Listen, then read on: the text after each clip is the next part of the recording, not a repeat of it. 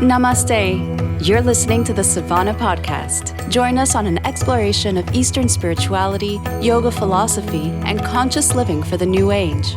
This podcast is a production of SavannahSpirit.com, where you can find a large selection of Om and yoga clothing, spiritual jewelry, and unique fair trade gifts from the Far East. Now here's your host, Ashton Sabo. Greetings, everyone. Welcome to the Savannah Podcast. Ashton Sabo here, your host. Today, we're going to talk about life, about abundance, about our relationship to the gifts of the material world. Specifically, we're going to be talking about the goddess Lakshmi today. Well, often, people feel like to live a spiritual life, you have to give up your relationship to material things, that those material things are preventing you from realizing truth. People even point towards India and the image of the naked, ash-covered yogi as their example as to the spiritual being who has renounced the material world.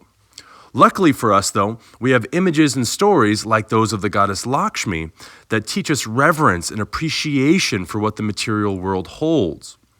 In our earlier episodes, we explored stories of Kali and Sarasvati, and today we get to dive into Lakshmi. We're going to dive into a story of Lakshmi, but we're going to focus more on what are called the 8 aspects of Lakshmi, sometimes even called the Ashta Lakshmis, or the 8 forms of Lakshmis. It's many of the monastic systems of Hindu philosophy that tend to give people the idea that wealth is shunned in India, or that has no place in Indian spirituality. And that includes Patanjali's Raja Yoga and even Advaita Vedanta. But as far back as the Rig Veda, we have mentions of Shri, of Lakshmi. And Lakshmi is the very abundance of life itself. In texts like the Devi Mahatmayam, Lakshmi is the goddess in this sense, and she defeats a demon named Mahishasura, who symbolizes what is called Vikshepa Shakti, or distraction caused by the subtle desires of the subconscious. Now, we're not getting into that story today, but what we learn from that story is that by removing the distractions of the mind, divine potentiality begins to blossom. And the big distraction and the emphasis of our podcast today is that wanting and desiring the gifts of Lakshmi are the problem, not the gifts themselves that she bestows. It's by wanting all these material things so badly that you're never free to really enjoy them. You suffer until you get them, if you get them. And once you do, you suffer for fear of losing them. So what are the 8 aspects of Lakshmi?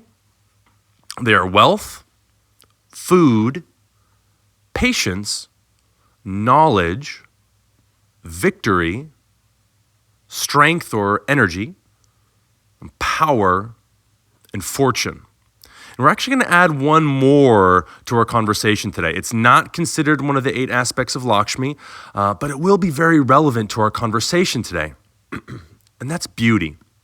But we'll dive into all of these things individually as well. But before we do that, let's start our story. There are many stories of the goddess Lakshmi.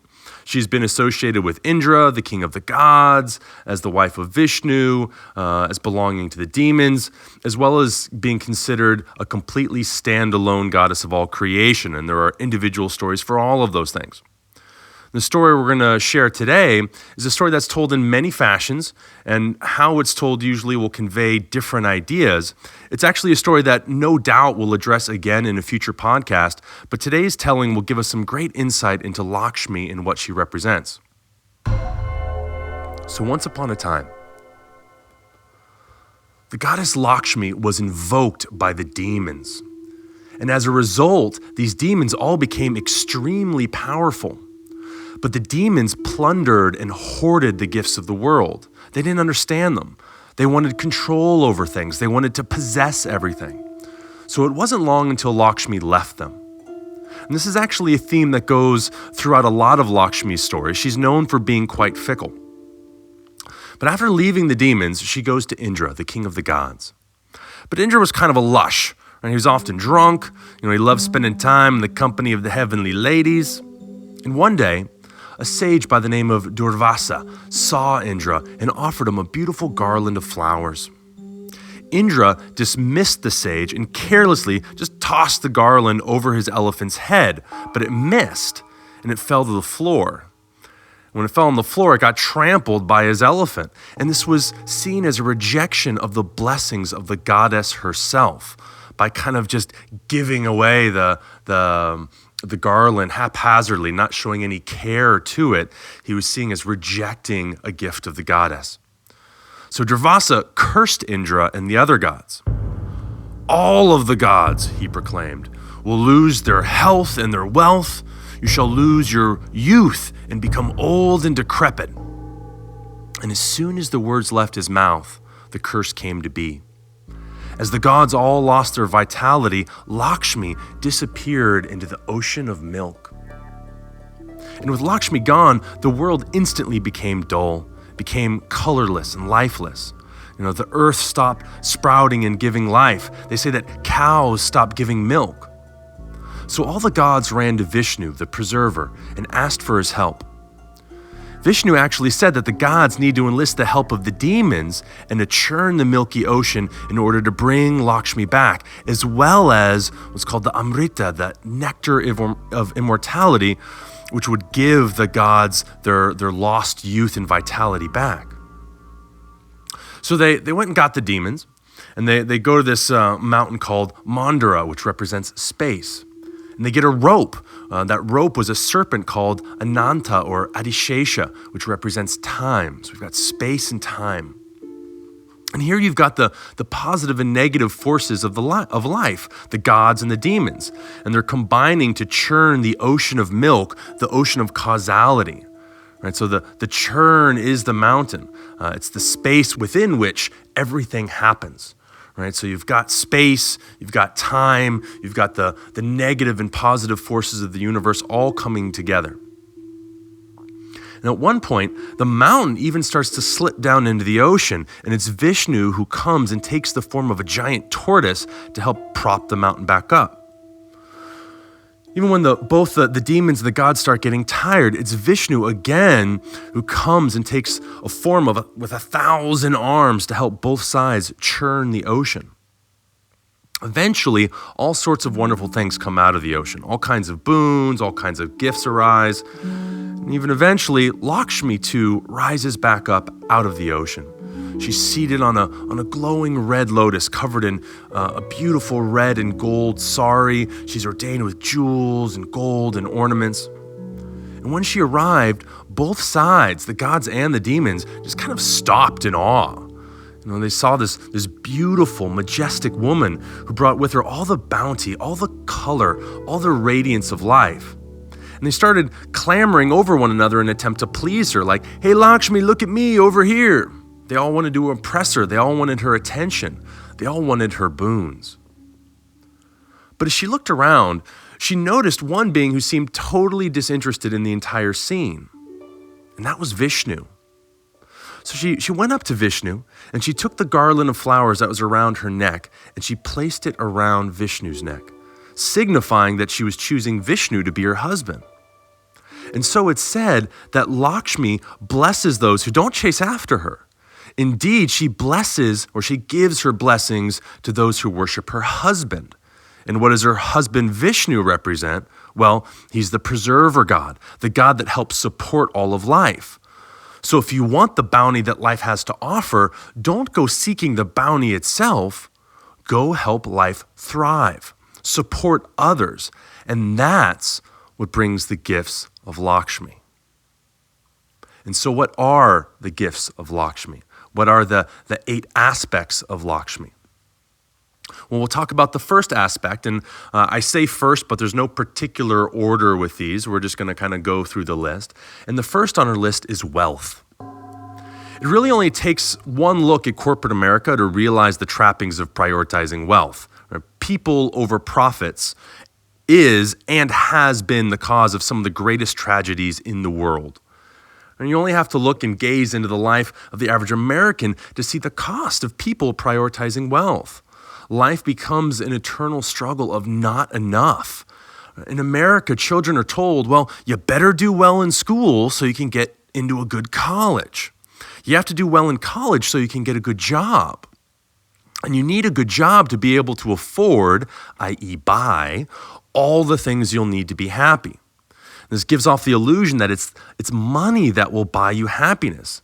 And if you're not making good money in your job, you can't possibly be happy. I mean, never mind passion, never mind doing what you love. If you're not making loads of money, you won't be happy. Or so they tell us. What Lakshmi wants to show us is that it's not money or wealth itself that is the problem. It's the desire to acquire more of it for its own sake. And thinking that money itself will fulfill you. This is a theme we explore quite a bit as well in our Ganesha miniseries, which was episodes 9, 11, and 13 of the Savana podcast. But it gets addressed here in our conversation of Lakshmi as well. It's not about rejecting wealth, it's about understanding our relationship to it. If money comes or goes, great, it does that. That is in essence what it does, it comes and goes. But if you make it the driving force of your life, organize your life around acquiring it, well, then the blessings of the goddess Lakshmi will turn away from you. Or like the demons who attained all the wealth, all the boons from Lakshmi, but didn't understand its blessings and attempted then to gain more and more of it and hoard it. Well, and that's when Lakshmi left them. That's when Lakshmi will leave you, her gifts will leave you, and you suffer. So let's move on to food, the second aspect of Lakshmi. Now, anyone, and I mean truly anyone who's studied nutrition knows, everyone's got a theory. They all have science to back it up, it seems. And it contradicts the guy over there and his theory, who also seems to have his own scientific study to support his or her claim. Fat is bad for you. Well, wait, no, maybe it's good for you. Gluten is the cause of all your problems. Oh, wait, maybe it's not. Eat meat, don't eat meat. Atkins diet, South Beach diet, this diet, that diet. Our modern American relationship to food is bipolar, to say the least.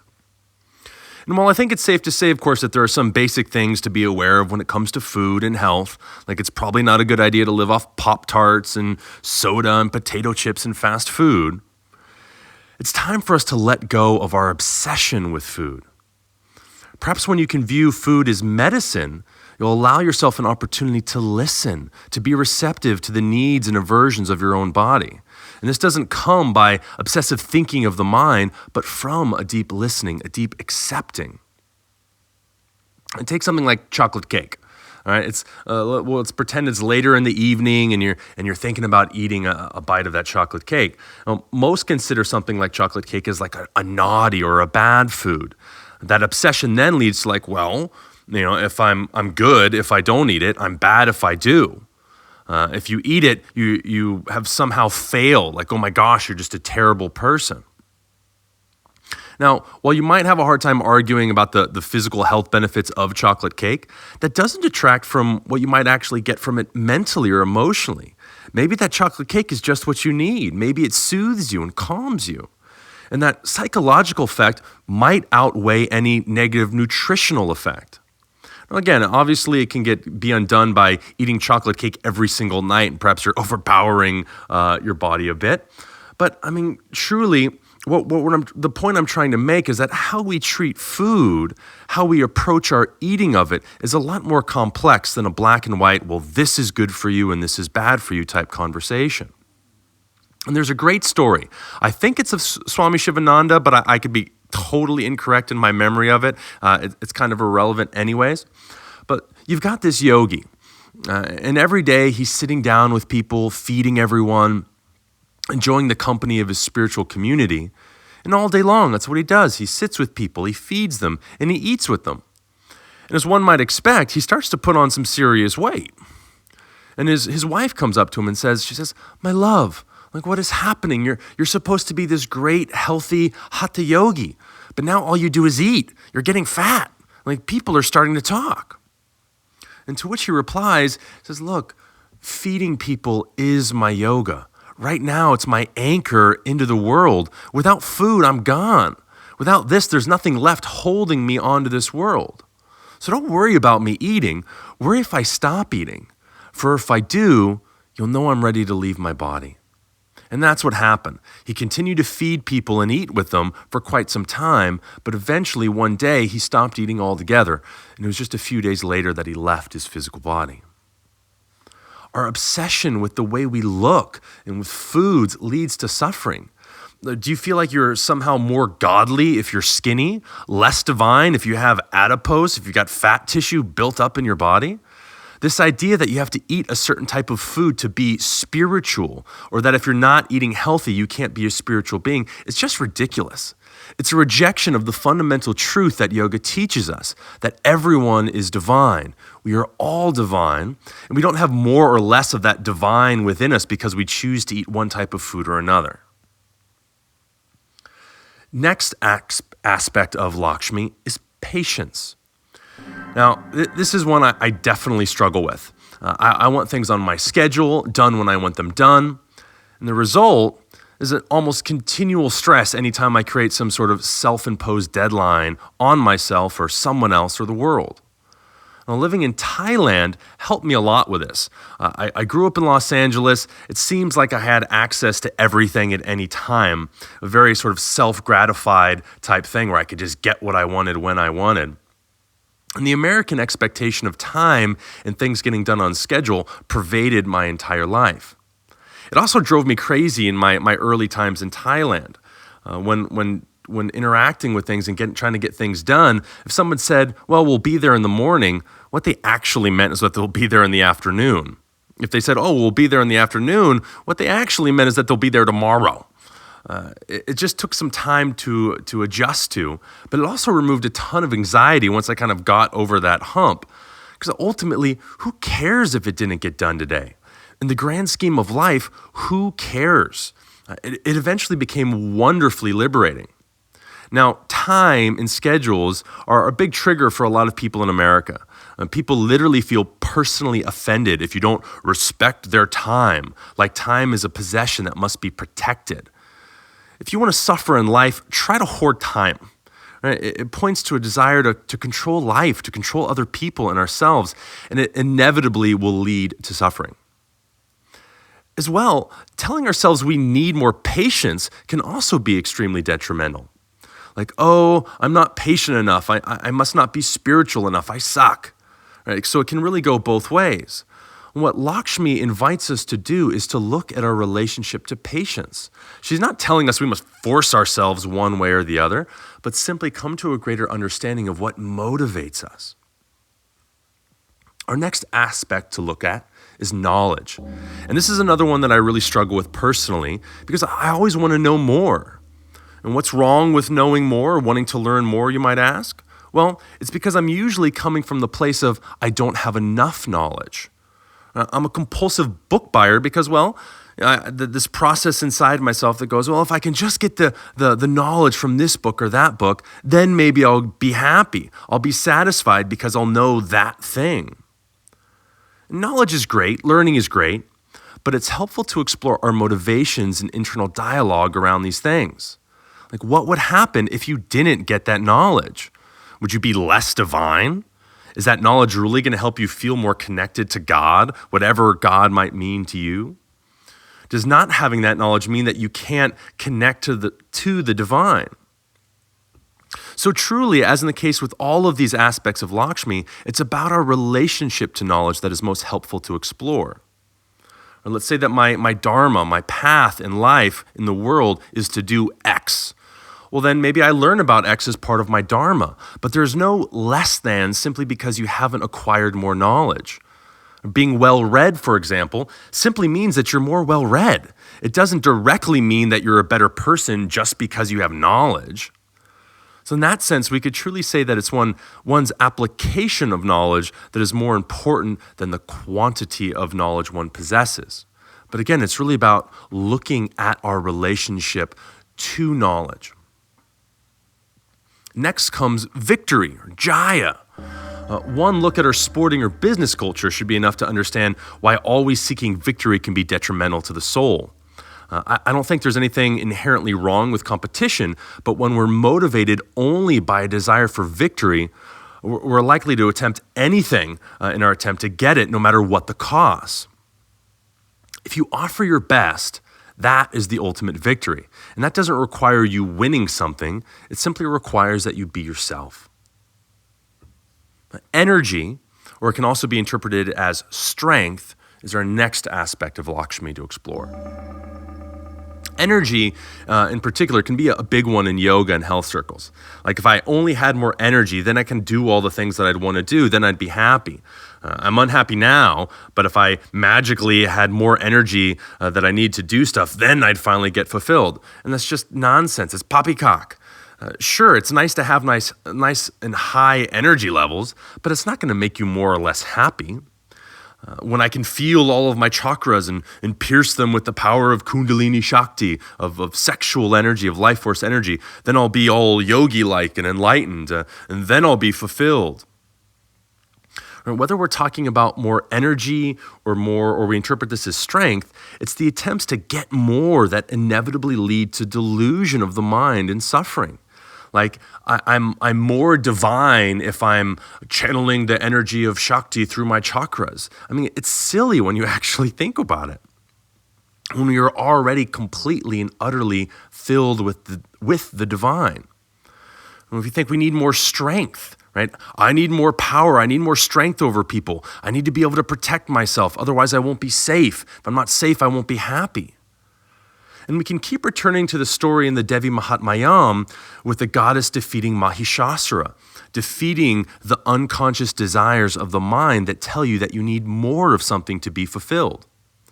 Chasing after Lakshmi, after her gifts, becomes the very expression of Mahishasura, of this demon that leads towards suffering, leads you away from the actual gifts of the goddess, because you're being pulled to the desires themselves. Our next aspect is power. And I feel like in some ways it doesn't get more obvious in this one, because stories from across time and cultures and the planet point to the dangers of seeking power. The desire to seek more power seems as old as humankind itself. When one seeks power, they inevitably create misery for themselves and others. Another archetype we see, though, however, is that throughout history, we see this image of the reluctant leader. And the reluctant leader often making the best leader. Why? Because it's someone who doesn't want the power, doesn't seek the power, so they tend not to be corrupted by it, which is often a pretty necessary trait in a leader. And you seek power and you create suffering. If power leads its way into your life as part of your dharma, that's one thing. But trying to acquire more of it will only lead to trouble. And that leaves fortune. How does fortune differ from wealth? Well, we tend to use the word fortune in our culture to describe someone's material wealth. Like, wow, he's amassed a huge fortune, or that probably costs a fortune, and so forth. How we're using it here is we could say that fortune has more to do with your circumstance, as in, that person had the good fortune to meet so-and-so. They just missed getting hit by a car, or you just made your flight. What good fortune. And I think we can all agree that we like good fortune. The problem comes when we seek it out or avoid situations because we think we won't have good fortune. No, that would be too hard. No one would accept it. They'd fight against it. And then we use things like that as an excuse for not doing what we know is what we need to do.